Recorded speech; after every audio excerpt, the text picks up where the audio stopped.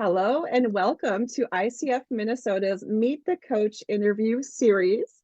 If you're new to ICF Minnesota, Meet the Coach is a monthly interview series that we use to promote and share more about our members. And it is published in our monthly newsletter, which is called The Catalyst, as well as published to YouTube. If you are a member of ICF Minnesota and you have not been interviewed yet, feel free to reach out to me and contact me using the email address below this video description. Who am I? My name is Jen Espinoza Goswami. I'm the communications co-chair and your interviewer for today. But this is not about me today. This is about Seetha Karuppiah. Hi, Seetha, welcome. Welcome. Thank you, Jen. How are you doing today? I'm doing excellent. And might I say, your top is very pretty today. Thank you. Well, let's give Seetha a proper introduction, and then we'll learn more about what type of coaching she brings to our membership, as well as other things she's participated in through her personal development and professional development. Seetha Karuppiah is an ICF certified life coach specializing in life planning services. Her clients include everyone from coaches to executives, students, entrepreneurs, and even organizations. Whoever wants to take their life to the next level. She has helped her clients create a life they love by helping them align with their values and take courageous actions. She works across different countries and cultures. You'll learn more about that in just a moment. She's an associate certified coach from International Coaching Federation and has over 20 years of experience in sales, learning and development, leadership development, facilitator development, executive coaching, diversity and inclusion, and leading cultural change and long-term positive transformation in her organizational clients that she works with. Additionally, she holds certifications in life insurance, financial management, Neuro Linguistic Programming, magic of making training fun, which I'd love to learn more about, leadership facilitation, and she has graduated with a degree in commerce and an MBA from TSM in India, which is her home country. Today, she's going to share with us a little bit more about her life, but she's also a wife. She has a husband and two dynamic children who apparently are staying with her today. And you may not know this about Seetha, but she's also a playback theater artist. So shout out to our artists out there. Welcome to Meet the Coach, Seetha. Thank you, Jen. That was lovely. Thank you. You're welcome. So let's get started with the first question, which we all want to learn more about. What brought you to coaching? It's a very interesting story. I started my profession in India after my MBA.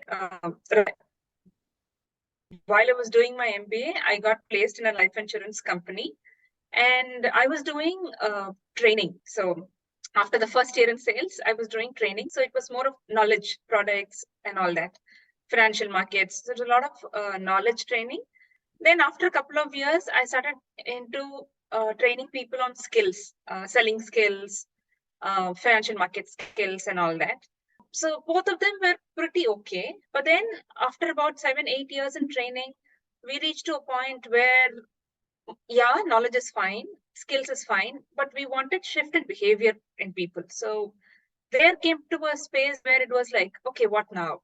And this is one side of my professional journey, where there was a personal journey as well.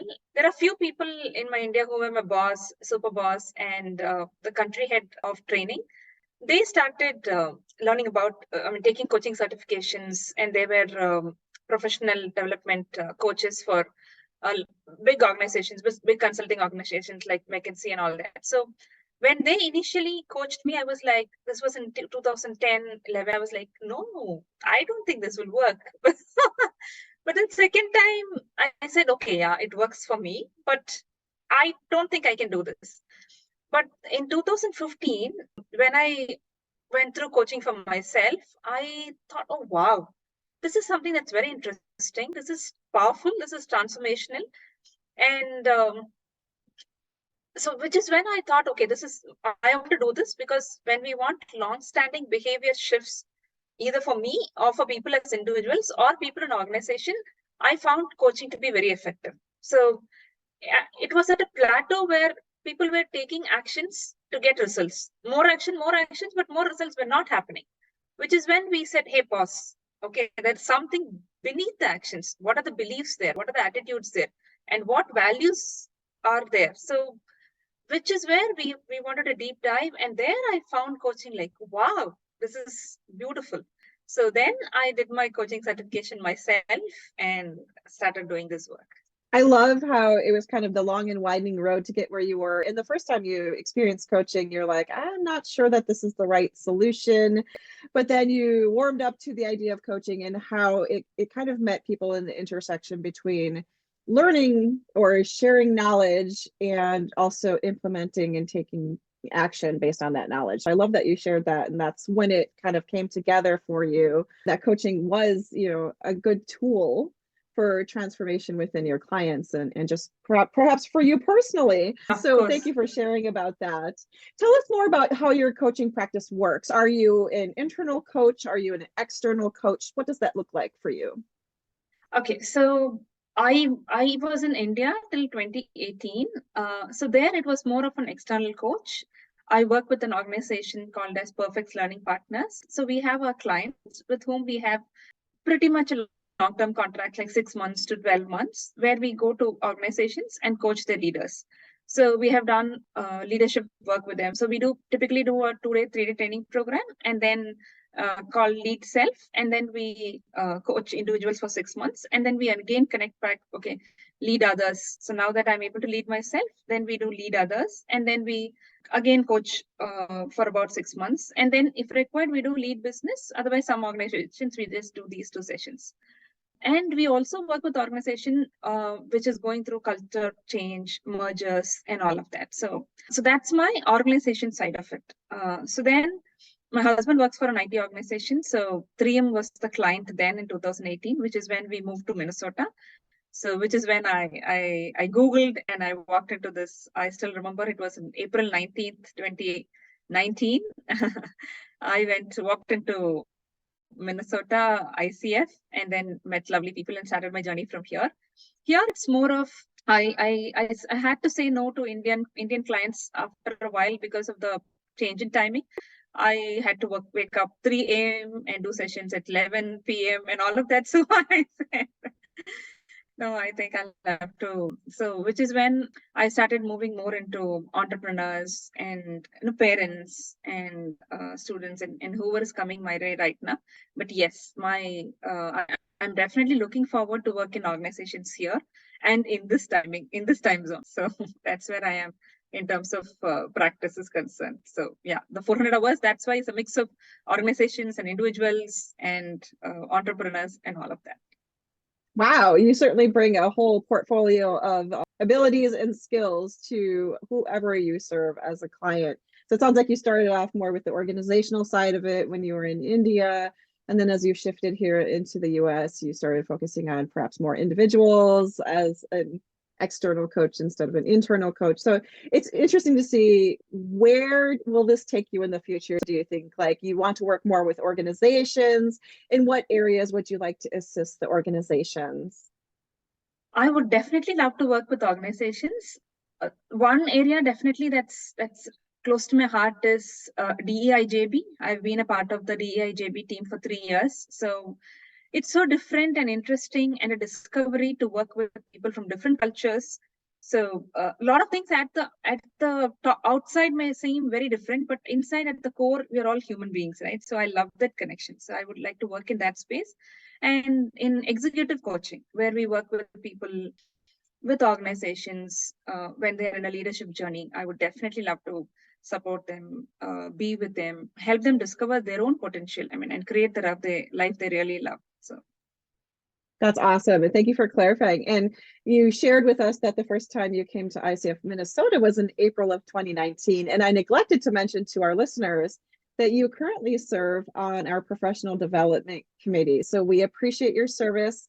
We're so excited to see how you bring this focus of diversity, equity, inclusion, justice, and belonging, which is what DEIJB stands for. If you're not familiar with the term, we have a strong focus around that at ICF Minnesota. It's part of our vision, it's part of our mission statement, it's on every single one of our newsletters. So we do have a renewed focus around how to embrace the humanness in all of us and how to make everyone feel included and like they belong. So that's certainly part of our mission statement here at ICF Minnesota. So thank you for sharing the future of the client work you'll be doing, Seetha.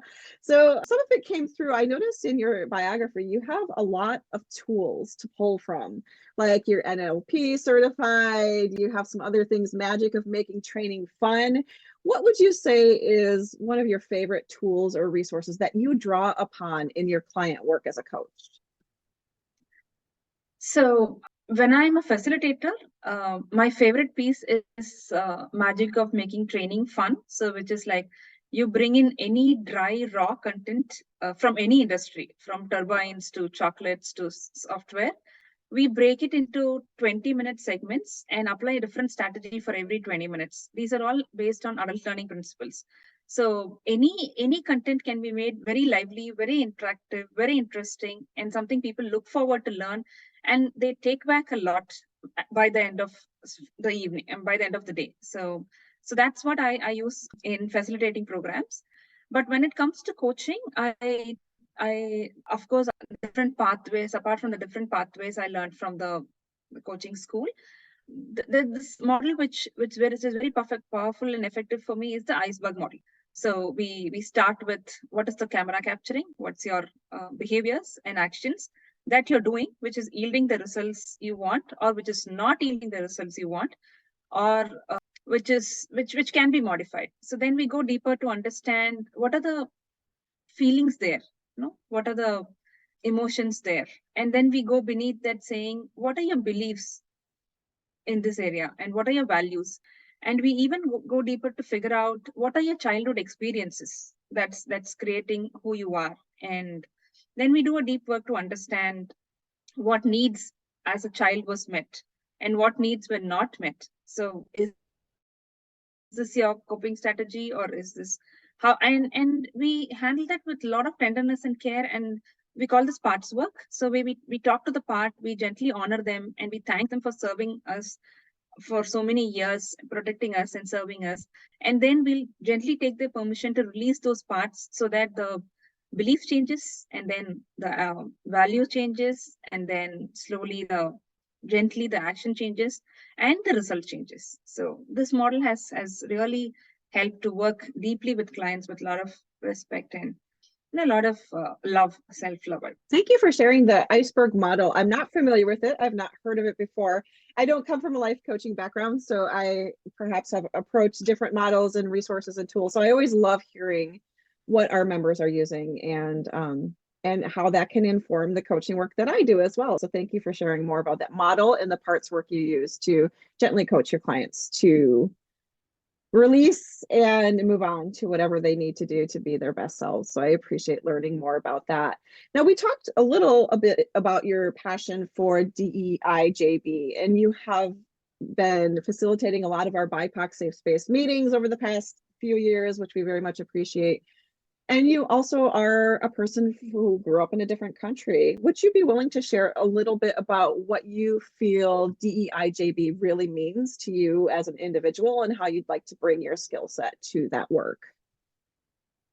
So I feel people contribute their best when they feel belonged. So everybody has a best version of themselves, and that comes out.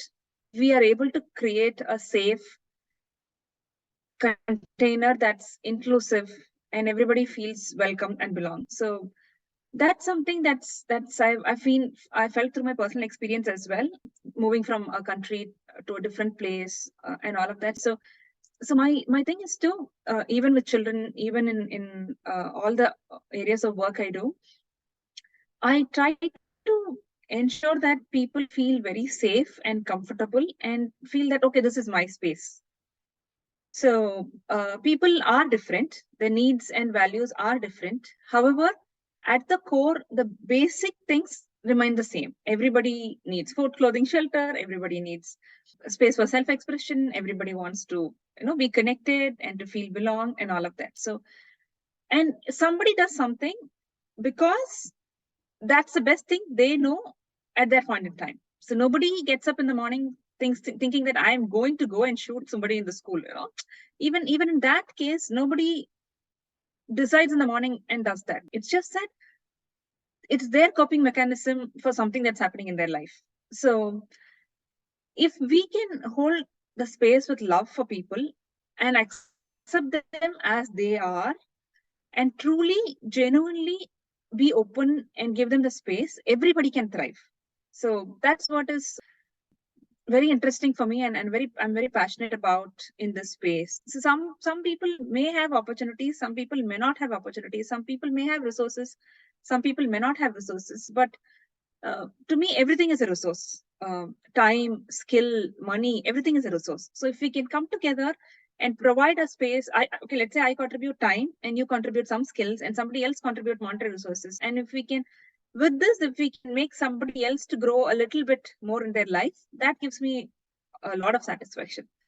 That's why 3 years before, when Trish Perry started this idea of coaching certification for BIPOC people, I was very thrilled. We went and collected a lot of grants, and then we could sponsor one person to the CDI. She was able to do the coaching certification from Coach Diversity Institute, and she herself is a doctor. So Dr. Dew, who was always powerful, and her work is now even more powerful because she has gone to coaching certification. So whatever she brings to the students in her university is even more powerful. So those kind of things really light me up, saying, wow, somebody had the resources. Somebody had the money, somebody had the interest, and we are able to link these two together. And, now a lot more students are benefiting at a different level. So that's what helps me really to be in this space. Thank you. And you said that was through Coach Diversity Institute that BIPOC certification was offered? Okay, yeah. I want to make sure to include links to that in the show notes so people who are curious about that can learn more about what that looks like. But it sounds like it was a good program and something that really informed the type of work you do and your passion for bringing this work forward and finding out how we can support each other and collaborate with the various resources we have. So thank you for sharing that. You've certainly given a lot to ICF Minnesota, and we appreciate all that you do. How would you say that ICF Minnesota has helped you as a coach? There are a lot of benefits, because in India, so even when I was 16, 17 years old, I was the president of the college union. So I would easily know about 1,000 people. There were 2,300 people who elected for me and chose me as the president of the college union. So people have always been my strength, knowing people, working with them. And even I've always enjoyed, even when I walk to a temple or a mall, people will say, hey, Seetha, So from there, when I moved in here, I hardly knew people. And for me, ICF Minnesota helped me with 3 things mainly. One, connections with beautiful people who want to do BIPOC work and who really want to give back something to the society, who want to do, I genuinely feel only people with large heart mainly take up coaching as a profession, because the number of voluntary hours we put in, a number of amount of pro bono work we do, and all of that. So I've met a lot of genuine people. I don't want to, because there are a lot of people, I don't want to name anybody, but yeah, there are a lot of people I am connected with in ICF Minnesota. That's one thing. The second big thing is the commitment. So COVID happened, and kids were at home and all of that. So, but after, when kids started going to school, and especially after I took the professional development role, this gave me like a structure. Okay, 10 o'clock on a weekday, get back to your system, and answer those questions or mails that have come for professional development, and put in your time to develop your profession as well. So the kind of structure which is typically missing. If it is an office, then yeah, I need to attend a meeting, I need to log in and all that stuff. But for freelancers like us and who are building the profession on our own, that structure is very important. So it helped me with that. And also, I'm looking forward to more collaborations. So I'm working with a couple of people on doing these programs, whatever programs that I did really well in India. So I really want to collaborate with people here to both do facilitation as well as coaching. So I'm sure all that is also on the way. So it's given me connections, it's given me the commitment, the structure, and it also helps me to collaborate. So thank you so much. That's awesome. And I love that you shared the commitment piece of that, because that's something I hadn't heard in one of these Meet the Coach interviews yet. A lot of people love the connection they receive, especially we have a number of members who've been with us for 3-4 years. So they may have joined during COVID and during the pandemic when perhaps they were shifting from an office experience to work from home. And you're right, it is difficult to keep structure, to kind of set your own process for what that looks like, especially if you're freelancing or working from home, and especially if you have children around. There's a lot of distraction out there. So I like that you bring up the commitment, and I'm very much looking forward to the collaborations that are coming about, because I think you're bringing a lot to the team, and excited to see where that goes. We have 2 more questions, but first we want to make sure that folks know how to connect with you, Seetha. Where can we connect with you? Where do you hang out? So ICF Minnesota website, I'm available. LinkedIn, Seetha Karuppiah, I'm very much available. And I'm available on Facebook also, Seetha Muttaya there. Perfect. And if you want to connect with Seetha on those platforms, I will link below this video here. So make sure to check her out, say hi to her, let's make those connections, let's collaborate and do all those things. Now, as we wrap up the interview today, Seetha, I've learned so much about you. So I appreciate you coming here to share more about your coaching work and the work that you provide here for ICF. I love to end with 3 things that our listeners may not know about you. So some of the listeners may know you a little bit more than others, but what are some things about yourself that you don't typically share, Seetha, that you would feel comfortable sharing with us now? So one thing that I would love to share is I'm a very lively person. I want to feel alive. And one of the great spaces for my self-expression is I'm a professional actor as well. So there is this play that's coming up, Jungle Book, and I'm doing the villain role, the Sher Khan, the old tiger's role. So that's a project I'm working on. We have shows on March 25th and 28th. And I'm working with a lot of, again, that connects to the DEIJB person in me. We have people, the actors are from age 10 to 40, 50, and they are from different communities. And so that gives me a lot of connection there, self-expression, and it's fun. It's fun. So that's something that's really fun. And the other thing is, I also love to work on weekends. I work with 8-year-olds on values and spirituality. That's also one of my favorite spaces. So we talk about what's important for them, what's important for life, what's important to be a good citizen, all of that. So that's the second part. And the third part is, the fun-loving person in me as a mother. So I do a lot of fun stuff with my children. So, and I love anything to do with human beings and connecting. I'm totally in love with people and their differences and embracing them the way they are. Thank you for sharing that. If your kids had to answer to one of the funnest things you do together with them, what do you think your kids would say? Yeah, we sing together. And they mock at my singing skills. You're an actor and a singer. So this is a very vulnerable part of me because they are a little more professionally trained than I am. So I go off notes quite a lot. So when I sing, and they have a lot of fun with that. They have a lot of fun with that. For them, it's like, that's something that brings me equal to them.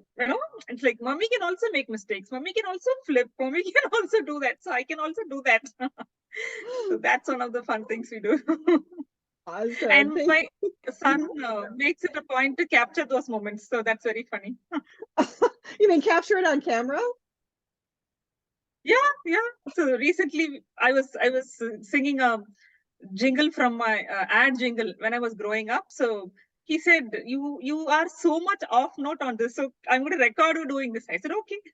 You're in good spirits, Seetha, and it's coming through in the interview. It's kind of funny. Also, if you haven't met Seetha yet in person, there's a reason why you haven't met her in person. She doesn't live in the state of Minnesota. So I thought I would bring that up as well. You live in, is it Bentleyville, Arkansas?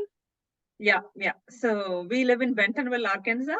My husband's client was 3M, and now the client has shifted to Walmart, which is what got us here.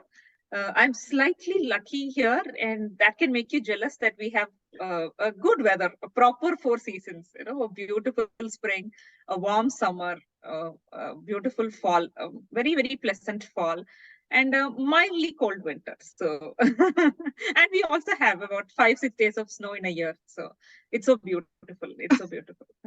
Well, I will let you enjoy that weather because, we're cold and snowy up here in Minnesota, but we do appreciate that we have the ability to connect and collaborate online and virtually. And our events have shifted at ICF Minnesota. We still offer in-person events, but most of our events are virtual events. So whether you're near or far here, you can still participate in our events. Seetha is highly involved within ICF Minnesota through various committees and pro bono coaching work. So don't let that just stop anyone who's listening today from deciding to join us, because we are a great organization. And if you do decide to join ICF Minnesota, you can be interviewed here for Meet the Coach, our interview series, and be published in our newsletter. So many thanks to you, Seetha, for showing up today and sharing more with us about your coaching work and how fun and lighthearted you are as a professional actor, and all these wonderful tools and resources that you shared with us today.